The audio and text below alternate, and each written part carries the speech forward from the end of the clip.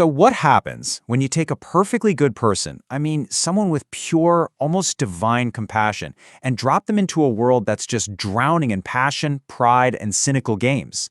Dostoevsky's The Idiot isn't just a novel. It's this brutal, fascinating experiment. It's about the collision of something sacred with something deeply profane, and it all starts with a man haunted by the ultimate horror. These are the words of someone describing a public execution. You know, the cold, mechanical certainty of knowing you are going to die. This is the kind of heavy, philosophical territory we're getting into, a world that's grappling with the absolute limits of what a person can endure. And into this darkness, a very strange figure arrives, a man who seems completely untouched by it all. Our story really kicks off on a train heading to St. Petersburg. This is where we meet the man at the center of this whole storm. And his arrival, it's not just a social visit. It's like introducing an alien element, this force of radical innocence, into a society that has absolutely no idea what to do with it. Meet Prince Myshkin. He's pale, has this thick fair hair, and he's wrapped in a heavy cloak that is totally wrong for the Russian winter.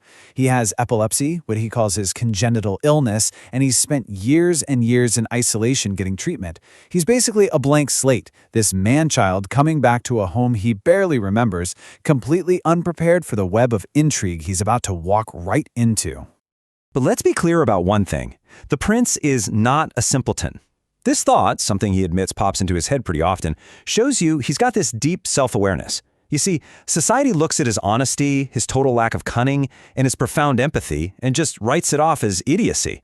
But Myshkin has a different kind of intelligence, an emotional, spiritual clarity that sees right into people's souls. And that trait, it's going to be both his greatest gift and his most terrible curse. To really get who Myshkin is, you have to hear about his time in Switzerland, and the story of a young woman named Marie. She'd been seduced, abandoned, and then completely cast out by her entire village. They mocked her, condemned her, even threw dirt at her. But the prince? He just saw her suffering. He treated her with simple kindness, talked to her, shared his food. And the village kids? They saw this and they followed his lead. They stopped their taunts and started taking care of her. Marie eventually died, but she died happy, redeemed not by judgment, but by pure, unconditional compassion. This, right here, is Myshkin's whole philosophy. You heal souls through acceptance.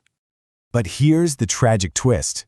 In the corrupt, pride-filled society of St. Petersburg, that same compassion isn't going to heal anyone. Nope. Instead, it's going to act like a chemical agent, a catalyst that ignites all the dormant passions, insecurities, and violent desires in everyone he meets. His light doesn't get rid of the darkness. It just makes the shadows deeper and way more dangerous. And at the dead center of this chaos are two women who become the twin poles of his tragedy. On one side, you have Nastasya Filipovna. She's the classic fallen woman, a victim of abuse, beautiful and filled with this explosive mix of pride and shame.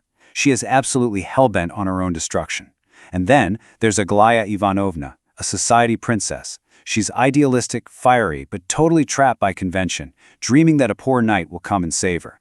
Both of them will see a chance for salvation in Myshkin, and both of them will end up pulling him toward ruin. Myshkin's fate is pretty much sealed the second he lays eyes on a photograph of Nastasya. He's completely mesmerized, but it's not just because she's beautiful. It's something deeper, something painful. He looks at her face and sees her entire life of suffering. See, what gets him isn't her beauty, but her pain. His first instinct isn't desire, it's this overwhelming wave of pity. He sees a soul in pure agony, and his immediate, unthinking reaction is that he needs to save it. And that one compassionate impulse, it's about to set off a catastrophe that no one is going to escape.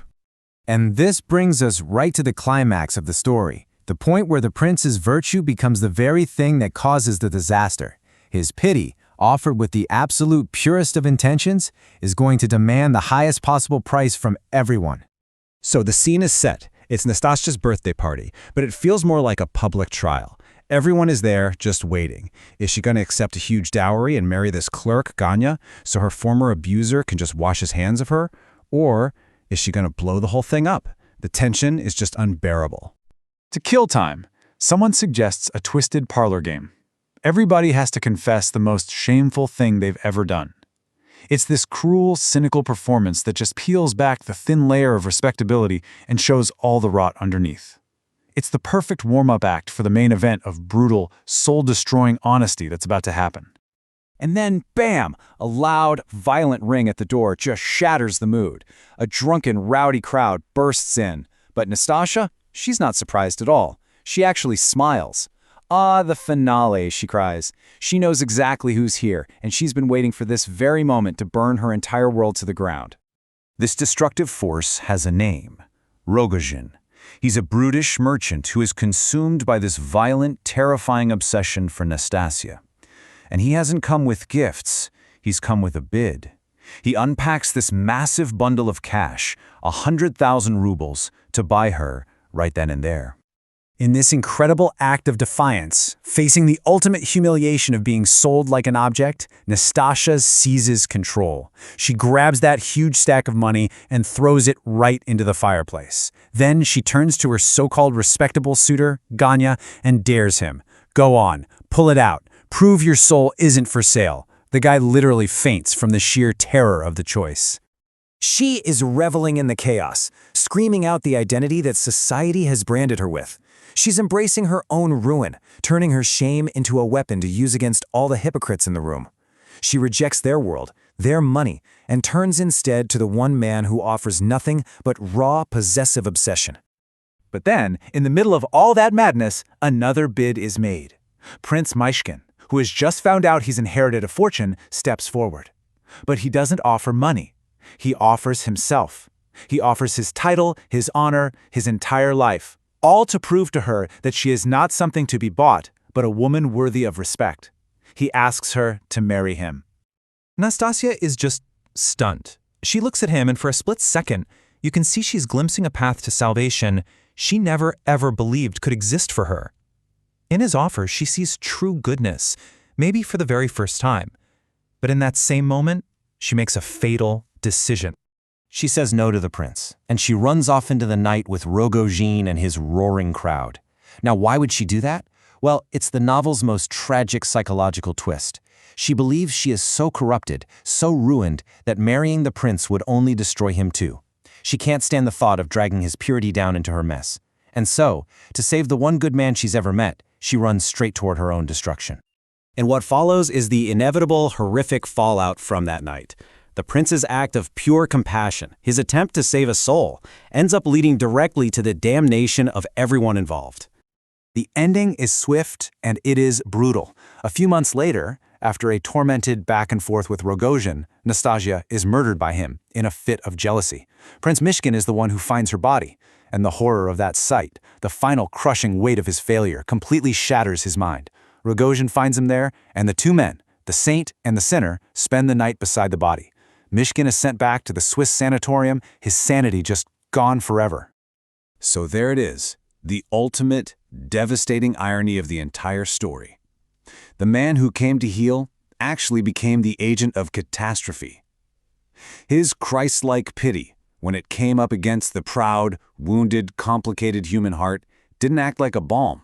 It acted like a fire that just consumed everything it touched. This was the prince's core belief. He lived and breathed it. And yet, the story shows us the catastrophic results when this perfect law is applied to our very imperfect world. It's like Dostoevsky is asking us, what good is a perfect law if humanity can't even survive it? And that leaves us with this really unsettling question. Was the prince a saint walking among sinners, or was his so-called idiocy actually a form of madness, a kind of divine insanity that's completely incompatible with the world we live in? Dostoevsky, of course, gives us no easy answers. He just leaves us to wonder if, in this grand, tragic theater of human life, the purest goodness is doomed to always look like the greatest kind of folly.